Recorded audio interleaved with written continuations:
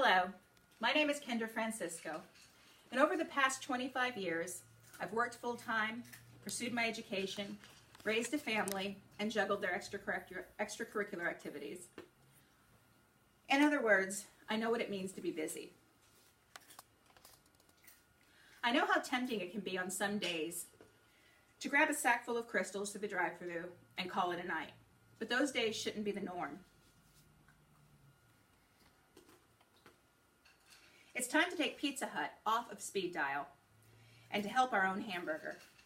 Because as it turns out, those types of meals are no trade-off for the benefits of a home-cooked meal prepared with fresh, healthy ingredients.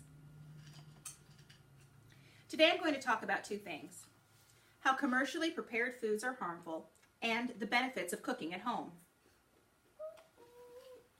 Although it may seem convenient, eating out regularly is just not healthy. In January 2005, Science Daily's website featured the article, 15-year studies show strong link between fast food, obesity, and insulin resistance, which shared information gleaned from the coronary artery risk development in young adults study. Done by Mark Pereira, Assistant Professor of Epidemiology at the University of Minnesota School of Public Health, and David Ludwig, Director of the Obesity Program at Children's Hospital Boston. Go put that in the garbage, please. According to their study, participants who ate fast food 2 or more times a week had twice as great of an increase in insulin resistance during the course of the study than did participants who ate fast food less than once a week. Not only that, but increases in body weight and insulin resistance could still be linked to fast food intake even when other factors like smoking, alcohol consumption, and physical activity were taken into consideration. So, fast food is obviously unhealthy. Sit-down family-style restaurants are better for you, right? Well, no, not really.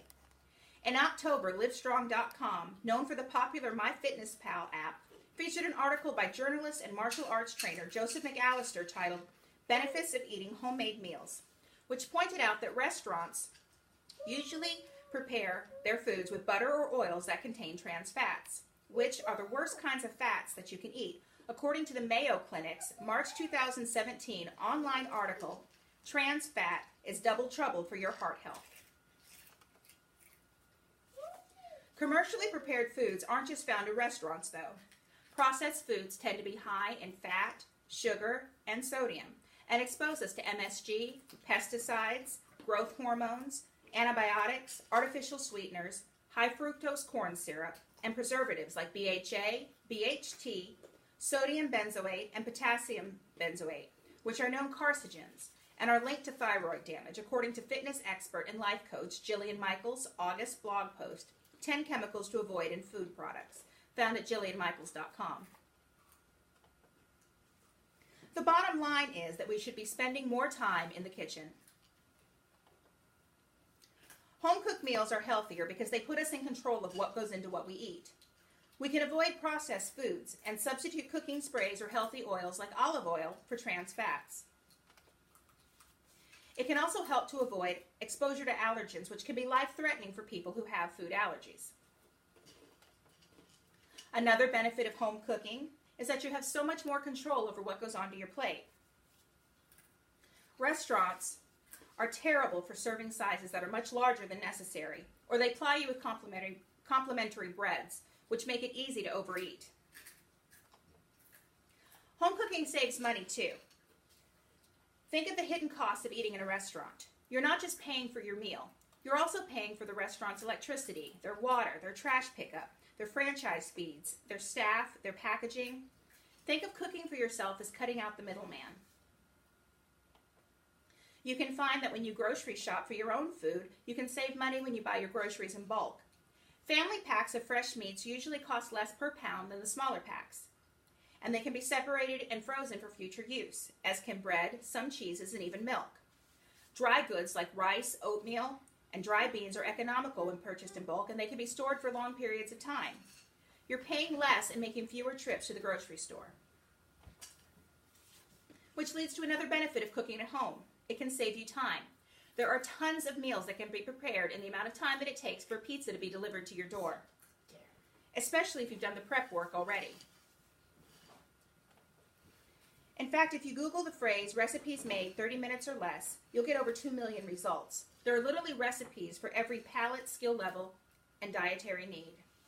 In addition, soups, beans, chili, homemade pizza, and casseroles can all be prepared in large batches so you can freeze part of what you've made and reheat it later, which helps you plan ahead so that even the busy days don't have to end with a subpar meal. And on those nights when you are really, really pressed for time, you can always pull out the crock pot. It's a busy mama's best friend. Take a few minutes in the morning to get your ingredients together, toss them in, turn it on, and come back to a hot meal in 6 to 8 hours. If those reasons aren't enough to help you decide to commit to cooking at home more often, consider the benefits that cooking at home can have on your relationships. Cooking with your friends, spouse, or even a partner can be a great way to bond and create memories. And when you cook with kids, they soak up the one-on-one attention. It passes on valuable life skills and introduces them to new foods.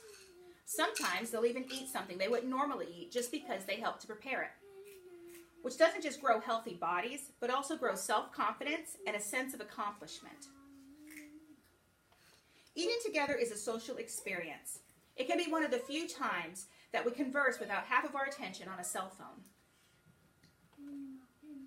Plus, according to the Benefits of Family Dinners list on the homepage of the FamilyDinnerProject.org, regularly sitting down to a home-cooked meal together teaches kids good eating habits, and those kids will eat better as adults. It lowers the risk of obesity and diabetes and the likelihood of developing an eating disorder. Knowing the negative effects of relying on commercially prepared foods provides us with a motivation to prepare our own food so that we can be healthier, save time and money, and enjoy doing it. Hey, look. Becoming the next Rachel Ray doesn't happen overnight.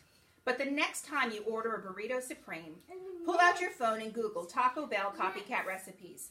Who knows, you might find a new passion. If not, I hope that at least the next time you start to drive under the Golden Arches, you think to yourself, there's no place like home.